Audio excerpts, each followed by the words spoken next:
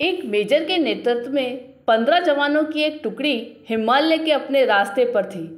उन्हें ऊपर कहीं अगले 3 महीने के लिए दूसरी टुकड़ी की जगह तैनात होना था। दुर्गम स्थान, ठंड और बर्फबारी ने चढ़ाई की कठिनाई और बढ़ा दी थी। बेतहाशा ठंड में मेजर ने सोचा कि अगर उन्हें यहाँ एक कप चाय मिल जाती तो आगे बढ़ने की ताकत आ जाती। लेकिन रात का समय था और आसपास कोई बस्ती भी नहीं थी। लगभग 1 घंटे की चढ़ाई के पश्चात उन्हें एक जर्जर चाय की दुकान दिखाई दी, लेकिन अफसोस उस पर ताला लगा था।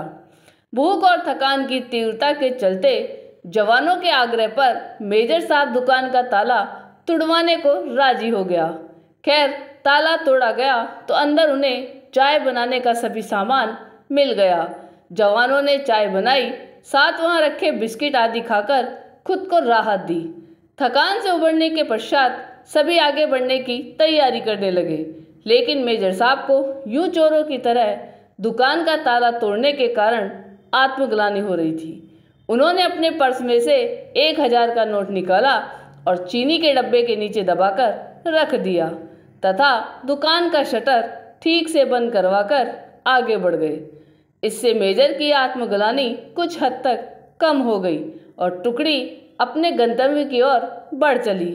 वहां पहले से तैनात टुकड़ी उनका इंतजार कर रही थी।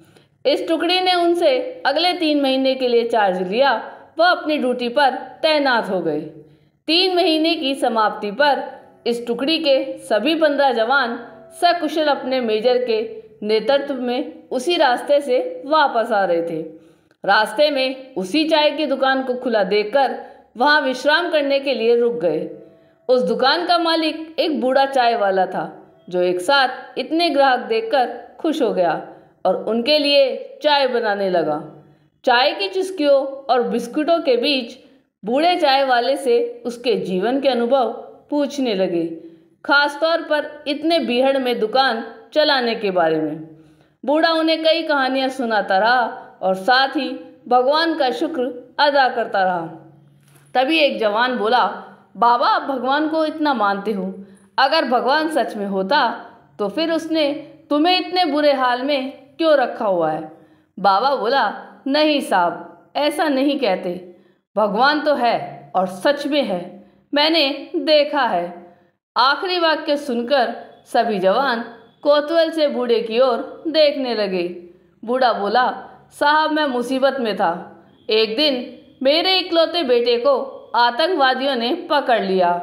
उन्होंने उसे बहुत मारा पीटा, लेकिन उसके पास कोई जानकारी नहीं थी, इसलिए उन्होंने उसे मार पीट कर छोड़ दिया। मैं दुकान बंद करके उसे हॉस्पिटल ले गया। मैं बहुत तंगी में था साहब, और आतंकवादियों के डर से किसी ने उधार भी नहीं दिया। मेरे पास दवाइयों के पैसे भी नहीं थे और मुझे कोई उम्मीद नज़र नहीं आती थी। उस रात साहब मैं बहुत रोया और मैंने भगवान से प्रार्थना की और मदद मांगी। साहब, उस रात भगवान मेरी दुकान में खुद आए। मैं सुबह अपनी दुकान पर पहुंचा। ताला टूटा हुआ देखकर मुझे लगा कि मेरे पास जो कुछ भी थोड़ा बहुत था वो भी सब लुट गया। मैं दुकान में घुसा तो देखा 1000 रुपये का एक नोट चीनी के डब्बे के नीचे भगवान ने मेरे लिए ही रखा हुआ है। साहब, उस दिन 1000 की नोट की कीमत मेरे लिए क्या थी शायद मैं बयान नहीं कर पाऊँ, लेकिन भगवान है साहब, भगवान तो है। बूढ़ा फिर अपने आप में बड़बड़ाया। भगवान के होने का आत्मविश्वास उसकी आंखों में साफ झलक रहा था। यह सुनकर वहाँ सन्नाटा छा गया। 15 जोड़ी आंखें मेजर की तरफ देख रही थी कि जिसकी आंख में उन्हें अपने लिए स्पष्ट आदेश था, चुप रहो।